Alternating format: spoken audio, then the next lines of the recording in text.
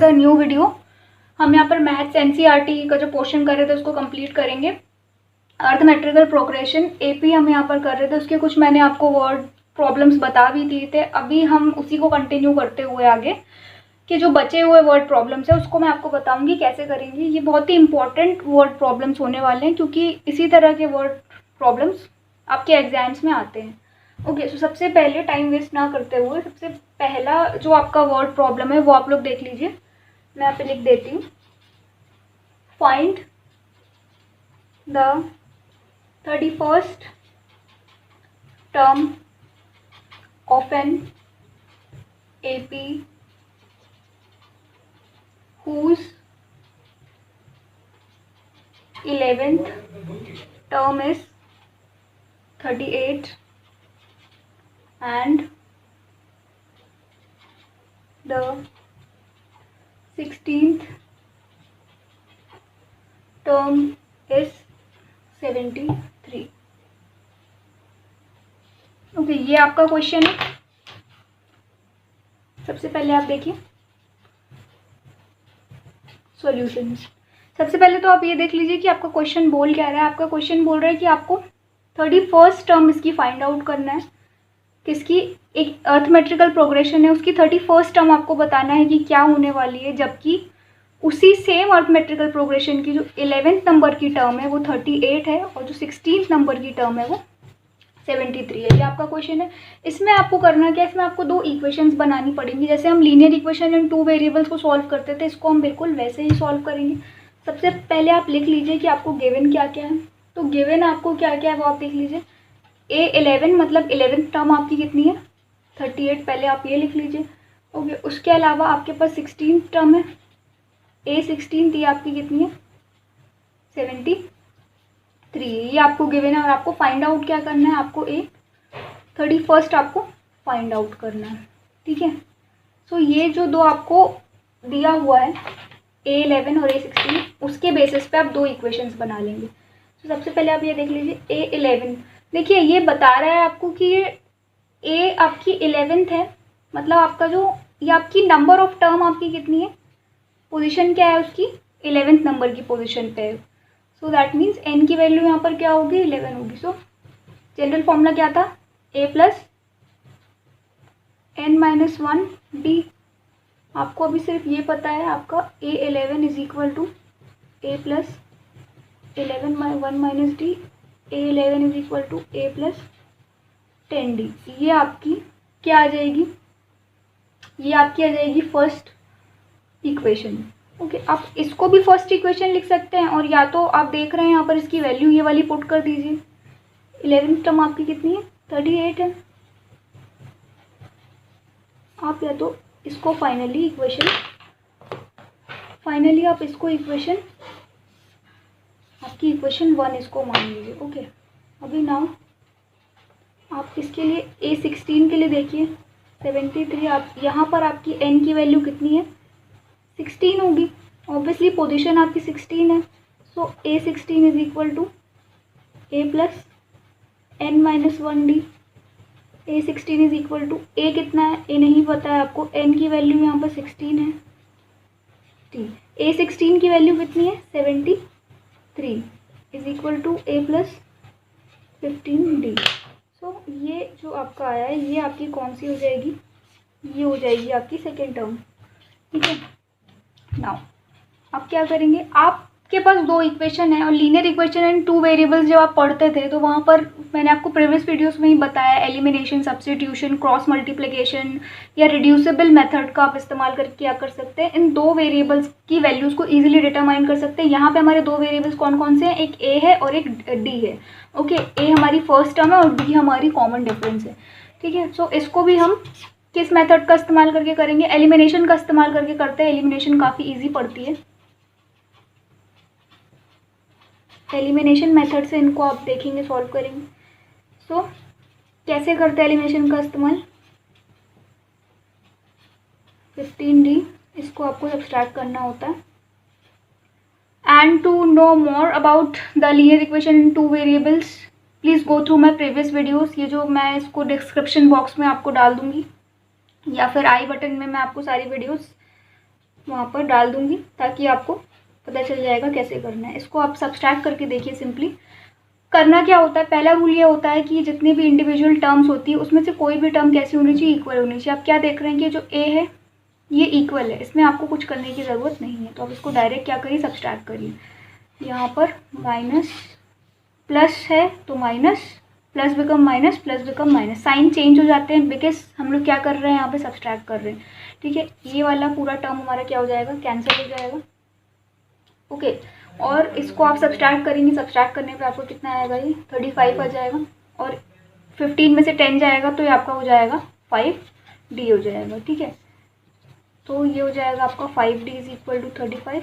अब आप इसको further D is equal to 35/5, 5 बन गया, 5 वाला 35, D इज इक्वल टू 5। मतलब आपका जो डिफरेंस होने वाला है, सॉरी 5 बन जा 5 7 जा 35, सॉरी 5 7 जा 35। दैट मीन्स आपका जो डिफरेंस होने वाला है D which is your what, common difference. ये आपका जो कॉमन डिफरेंस है वो कितना आ जाएगा, 7 आ जाएगा। ओके, अभी आपको क्या करना है, ये आ गया। अब आप क्या करते थे, किसी भी एक इक्वेशन में आप वैल्यूज को क्या करते थे, पुट करते थे। आप इस वाली इक्वेशन में, ये आपकी फर्स्ट इक्वेशन में आप पुट कर लेते हैं वैल्यू, इस वाली इक्वेशन में पुट कर देती हूँ, is equal to a plus 10d। इसमें मैं पुट करती हूँ, सो हो जाएगा 38 is equal to a plus 10 multiplies d की जगह क्या आ जाएगा 7, 38 a plus 70, a is equal to, ये ट्रांसफ़र हो जाएगा आपका minus plus 38, a is equal to minus 70 and plus 38 आपका क्या होता है, माइनस 32 होता है। इसको आप सॉल्व करके देखेंगे तो आपका इतना आ जाएगा। अभी आपके पास क्या, आपके पास कॉमन डिफरेंस है और आपके पास पहली टर्म हो गई है, ये आपके पास आ गया। अब आपको यहाँ पर बैक टू द क्वेश्चन, आपके पास अब ऑलमोस्ट सीरीज़ के इंपॉर्टेंट एलिमेंट है जो आपके जनरल जो फॉर्मूला होता है उसमें पुट करके किसी भी टर्म को निकालने के लिए सफिशिएंट होता है। That means you have the common difference and the first term. ठीक है, ये आपके पास है। उसके अलावा आपको क्या पता है कि आपकी ये टर्म कौन सी है, a 31st टर्म है, इसको आपको फाइंड आउट करना है। दैट मीन्स आपको यहाँ पर क्या पता है कि आपका जो n है वो 31st है। ठीक है, ये आपको यहाँ पर पता है, गिवन था जो, उसमें से आपने जो क्या किया है, फाइंड आउट कर लिया है। वो आपका क्या क्या है जो आपने फाइंड आउट किया, आपने a की वैल्यू निकाल ली, a की वैल्यू आपकी आई है 32, आपने d निकाल लिया, डिफरेंस वो आपका है 7। ठीक है, ये आपके एसेंशियल टर्म्स होते हैं, ये आपको पता है। अब आपको फाइंड आउट क्या करना था, आपको फाइंड आउट करना था a 31st टर्म आपको फाइंड आउट करनी थी कि ये कितनी होती है।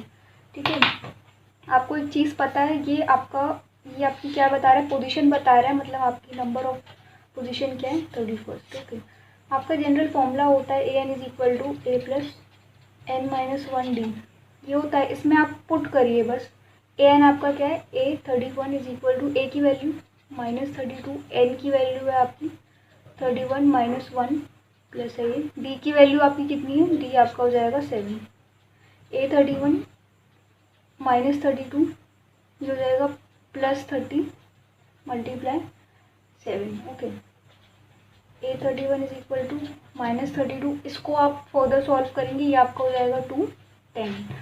इसको आप फर्दर और सॉल्व करेंगे तो ये आपको कितना देगा, इट विल गिव यू 178। मतलब आपका ये क्या हो जाएगा, ये हो जाएगा आपका आंसर। ओके, तो इस तरीके से आप ये इक्वेशन बना के अगर सम सॉल्व करना चाहते हैं तो सम सॉल्व आप कर सकते हैं। ओके, अब देखिए एक और सम मैं आपको बता रही हूँ, वन मोर। यहाँ पर देखिए, हाउ मैनी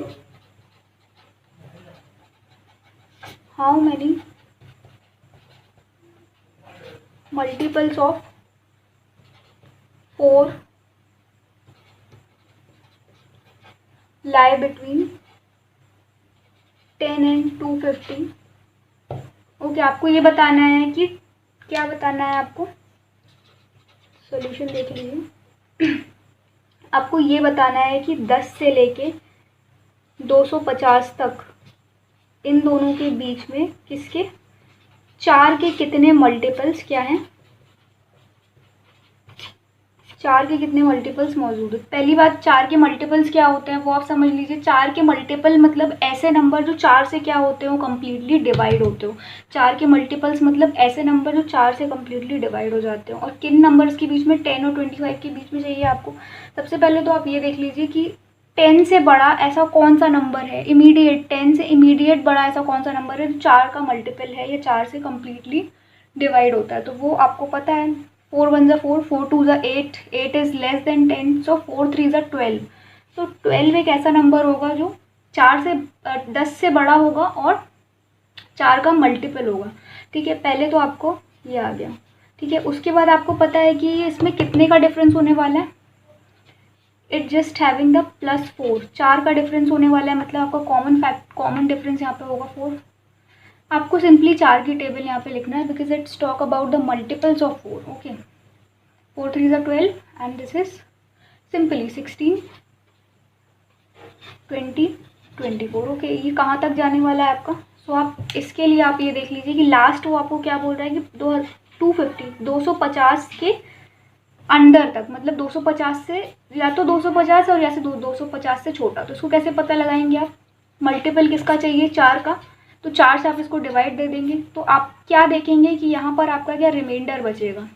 ये कम्प्लीटली डिवाइड नहीं हो रहा है, आपका रिमाइंडर कितना बचेगा, आपका 2, आपका क्या हो जाएगा, शेष बच जाएगा या रिमाइंडर बच जाएगा। मैं हिंदी में भी लिख देती हूँ, आपका 2 रिमाइंडर बचेगा इन दोनों को क्या करने पे, डिवाइड करने पे। तो सिंपली इससे ये समझ में आ रहा है कि अगर इसको 4 से कम्प्लीटली डिवाइड होना है तो इसमें हमको क्या करना पड़ेगा, इसमें हमको या तो 2 को जोड़ना पड़ेगा या 2 को घटाना पड़ेगा। तो हम इसे घटा देते हैं क्योंकि हमको छोटा नंबर चाहिए, 250 से या 250 के बराबर चाहिए था। तो इट विल गिव यू 248, ये हमको क्या दे देगा, 248 दे देगा। मतलब हमारी ये सीरीज़ यहाँ पर क्या होती है, कंप्लीट होती है। 248 के बीच का आपको पूछ रहा है ना, नंबर ऑफ टर्म्स आपको पूछ रहा है। अब आप देखिए क्या करिए, यहाँ पर आप ऑब्टेन कर लीजिए चीज़ों को। क्या क्या आपको ऑब्टेन करना है, ए आप बता दीजिए, डी आप बता दीजिए, उसके बाद आप ए एन बता दीजिए क्या है। ए आपका क्या है, फर्स्ट टर्म आपकी 12 हो जाएगी, डिफरेंस आपका 4 हो जाएगा, और ये जो ए एन की वैल्यू है आपकी 48 हो जाएगी। आपको निकालना क्या, नंबर ऑफ टर्म्स आपको बताना है, नंबर ऑफ टर्म्स, और इस क्वेश्चन के हिसाब से क्या मल्टीपल्स बताना है आपको। ठीक है, अब आप क्या करेंगे, जनरल फॉर्मूला लगाइए, कुछ नहीं करना है, तो simple A N is equal to A plus n-1d। A N की वैल्यू आपकी कितनी है, ए एन है आपका 48, ए आपका है 12, एन जो है आपका नंबर ऑफ टर्म्स वो आपके पास नहीं है, उसको एज इट इज लिखिए, इसको 4 लिखिए। 248 is equal to 12 plus 4n-4। 248 is equal to 12 minus 4 plus 4 9। इन दोनों को माइनस करिए, ये आपको आ जाएगा कितना, it will give you 8 plus 4n। 248 इसको ट्रांसफ़र करिए इधर, ये आपका -8 हो जाएगा 4n।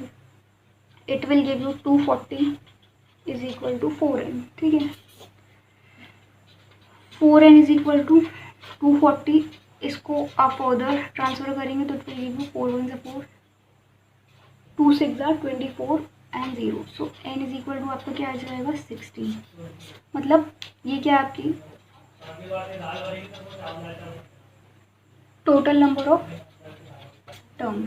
तो ये आपका n इज इक्वल टू 60 क्या आ जाएगा, टोटल नंबर ऑफ टर्म से आपका आ जाएगा। मतलब सिंपली आपका क्वेश्चन क्या कह रहा है, आपका क्वेश्चन ये कह रहा है कि ये जो आपको सीरीज़ है 12, 16, 20, 24 एंड 428 टिल 428, इन दोनों के बीच में total number of multiples of 4 कितने होंगे, 60 होंगे। ओके, इस तरीके से आप ये वाले सम भी कर सकते हैं। आप अपनी बुक को गो थ्रू करिए, उसमें और भी इस तरह के क्वेश्चंस वहाँ पर अवेलेबल हैं, आप उनको और अच्छे से सॉल्व कर सकते हैं। उसके अलावा इसी चैप्टर के, सेम चैप्टर के कुछ और वर्ड प्रॉब्लम्स मैं आपको नेक्स्ट क्लास में करवाऊँगी।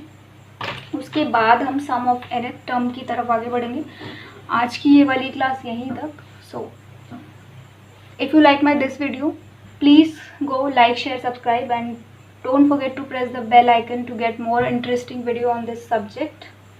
And stay tuned, stay safe, thank you so much.